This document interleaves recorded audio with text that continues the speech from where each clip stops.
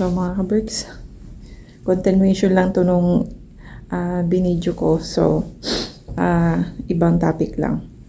So, after 5 years, nung nag-quit ako dito sa Edmonton Public School,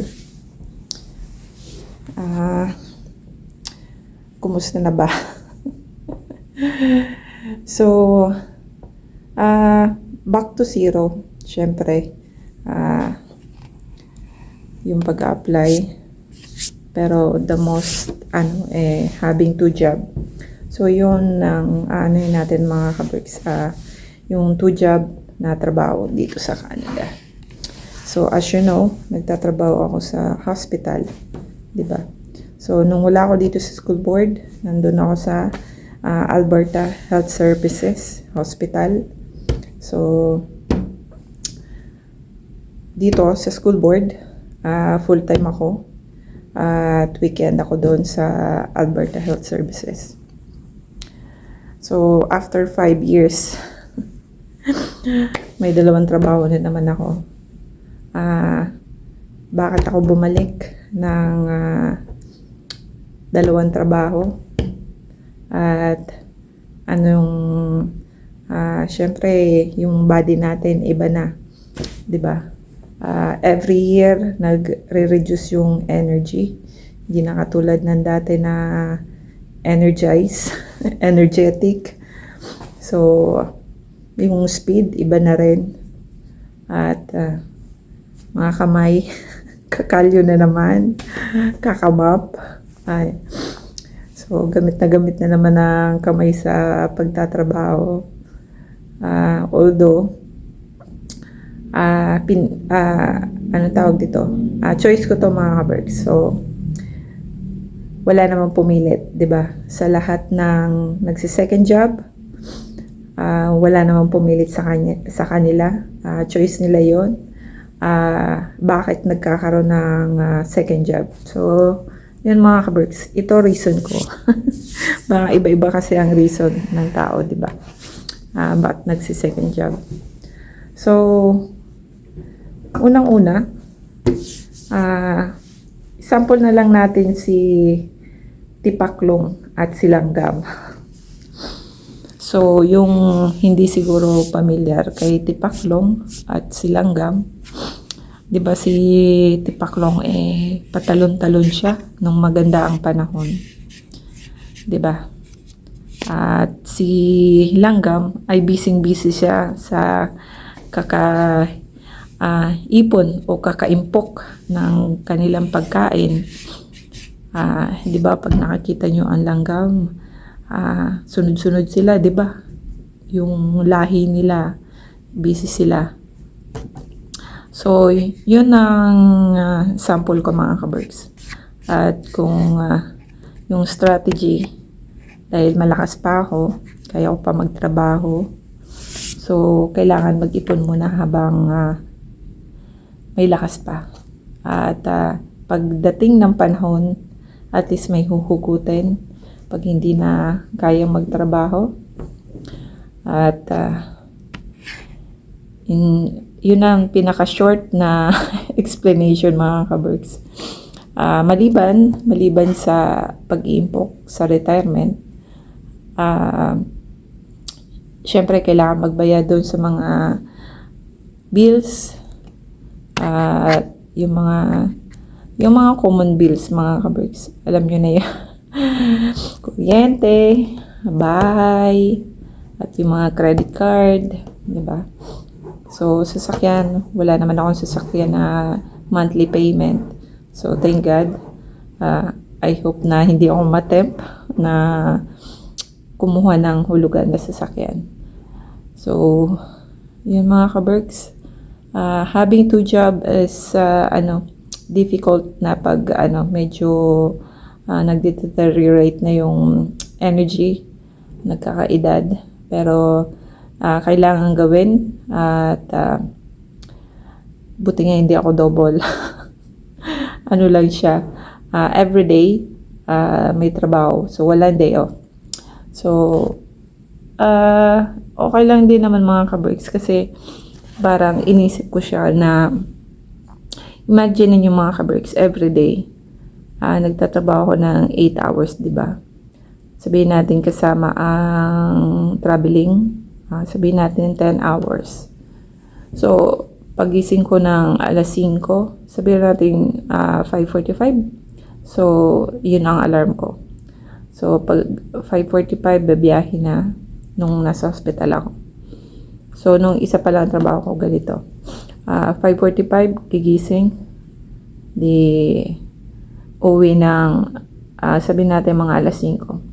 So, after ng alas 5 niyan mga ka-Berks, wala na, syempre, pahinga, puro cellphone, hanggang kinabukasan, magsi-cellphone ng hanggang alas 9, matutulog. So, ganun ang routine. Unless lang may mga lakad-lakad, di ba? So, bihira naman yung mangyari. So, yung weekend, or, hindi naman weekend, yung day off ko na 2 araw, hindi naman lagi namamasyal, di ba? So, parang yung day off ko, parang naisip ko, parang nasasayang na maghapon ako nakaupo, nagsi-cellphone or nanonood ng TV. So, sabi ko, ba't kaya hindi ako bumalik ulit sa school board na makapagtrabaho ako? So, yun mga ka-Berks, kaya bumalik ako ng school board at the same time, yun nga, makaipon-ipon ulit ng pangbakasyon at ng retirement. So, maraming advantage yung pagbalik ko ng school board. So, yun ang explanation mga ka-Berks. Yun lang yung update. At sa mga ibang taong nagsi-second job, I think advantage yun na nandito sa Canada na may option na magkaroon ng second job para ma-improve yung lifestyle.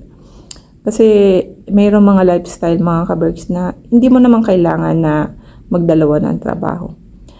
Kung enough naman yung isang trabaho sa gastusin, ba't kailangan mo pa mag-second job? But, to the extent na kailangan ma-improve yung buhay mo dahil sa marami kang gustong gawin, ang mag-travel, ang magkaroon ng magandang sasakyan, ng magandang bahay.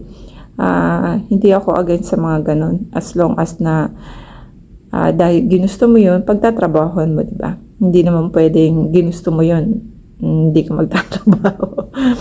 So, lahat ng bagay na pinangarap, kailangan pagtrabahuan.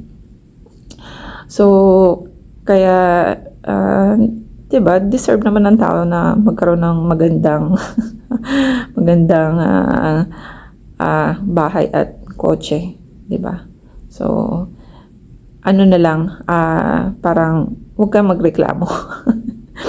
Parang huwag kang magreklamo kung napapagod ka. Kasi,